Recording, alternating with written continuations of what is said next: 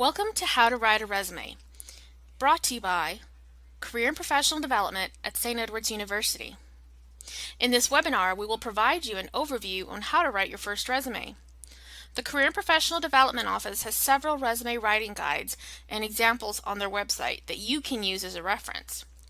Please note, we encourage you to stop by to have your resume reviewed.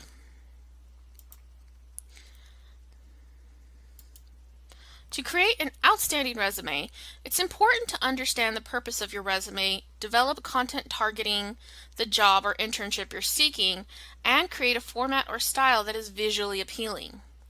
The purpose of a resume is to win you an interview by summarizing your education, your skills, and your experience. Resumes typically have these sections: a heading with your name and contact information, a summary of skills, sometimes called a profile, your education and a degree, a list of your experiences with descriptions, and a summary of your extracurricular activities. Let's look at each section and talk about each in greater detail. In this example, notice that the name is in large font, 18 to 24 point bolded. Use your St. Edward's email address. If you use a Gmail or Yahoo address, be sure that it is professional. Some situations will require you to include both your current address and permanent address to ensure that you can be reached readily. The inclusion of an objective statement on a resume has evolved over the years. Candidates with extensive experience may be better served by using an executive summary in many paragraph form. However, new and soon-to-be professionals, such as college students, should use objectives if they have a specific job internship in mind. Objectives should focus on what you, as a candidate, can offer the employer, rather than what you hope to gain from the experience. If when you create this first resume, you have a specific job or internship in mind, you should include an objective statement.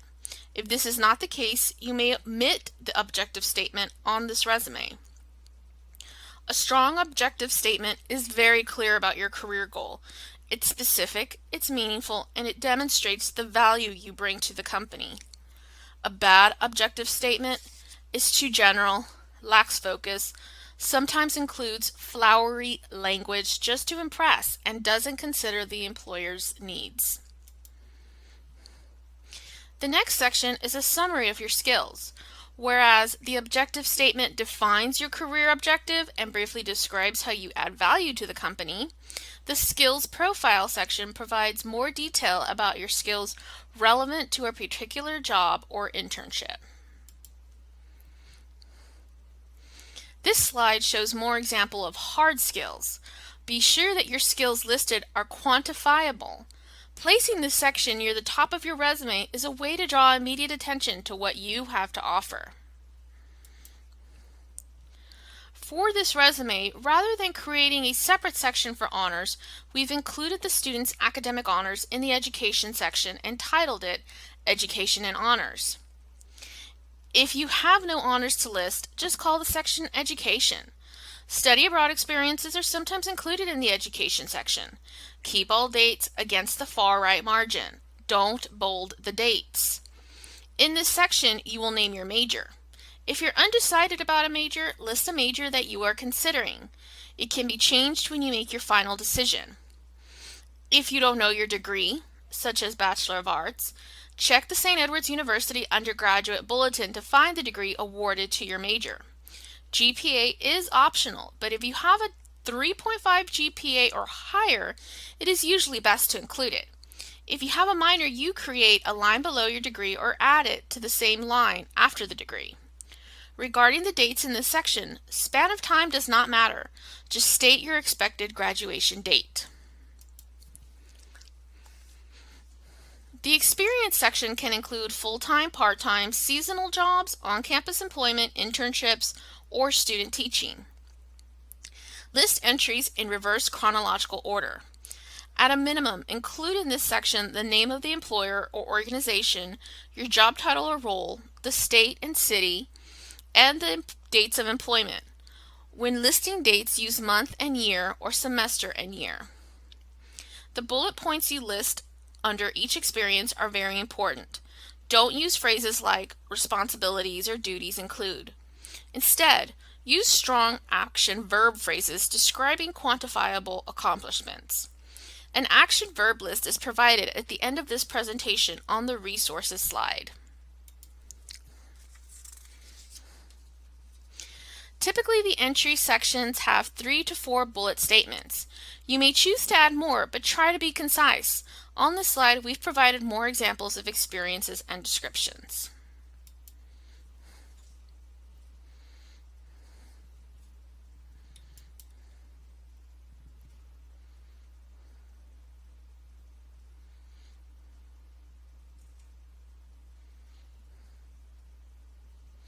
For this section of your resume,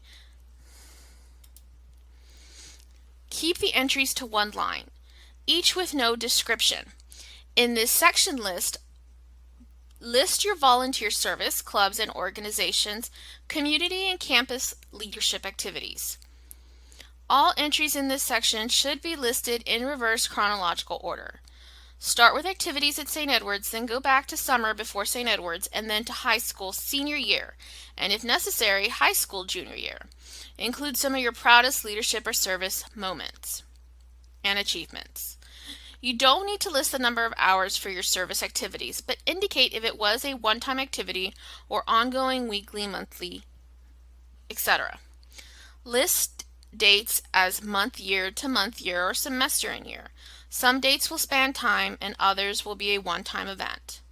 Each entry starts at the far left margin and dates are against the right margin. Some resume tips. Try to keep descriptions of experiences using short phrases, beginning with strong action verbs. Remember to not include personal pronouns or photographs, references or supervisors and names and addresses. In your references page, which will be an additional page, you may include your supervisor's name and addresses there. Remember to always speak in the third person. Definitely always proofread your resume and keep several copies or versions of your resume saved for easy access. Do you want to find more information about resumes and cover letters? Go to the think.stedwards.edu website. Click under Students and Alumni and you'll find information about resumes and cover letters. Our office provides a resume drop-off service. This service allows students who perhaps are very busy to email their resume to us and have it returned back with revisions 2 to 3 days later. Email your resume to scu.careerplan@stedwards.edu or simply drop it off in person at Moody Hall 134.